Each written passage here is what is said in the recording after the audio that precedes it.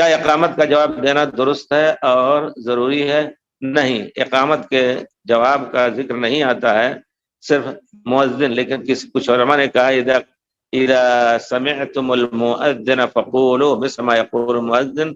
پھر رسول نے فرمایا مؤذن کو اذان کہتے ہوئے، اسی وجہ سے ہم کہتے ہیں کہ اذان کے وقت مسئلہ پوچھنا یا باتیں کرنا غلط ہے، ہر ایک چپ ہو جائے اور اذان کے الفاظ دہرائیں ہم.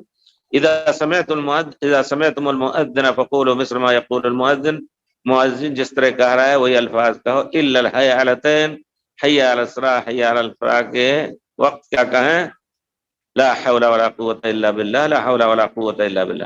لیکن اقامت کے بارے میں یہ ذکر نہیں آیا ہے، لیکن وہ بھی تو مؤذن ہی اقامت کر رہا ہے. تو بعض علماء نے استنباط کیا ہے کہ اس کو بھی، ان کا بھی جواب دینا چاہیے. لیکن جیسا لگتا ہے کہ جواب کا لفظ حدیث شریف میں نہیں، وہ اقامت ہے اور یہ اذان ہے، دونوں میں فرق ہے.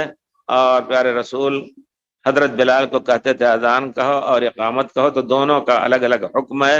اس وجہ سے اگر کوئی جواب دے رہا ہے تو انشاءاللہ گناہ نہیں کر رہا ہے، لیکن سنت سمجھ کر کے یا کہنا کہ نہیں یہ بھی اذان ہی ہے تو یہ صحیح نہیں ہے.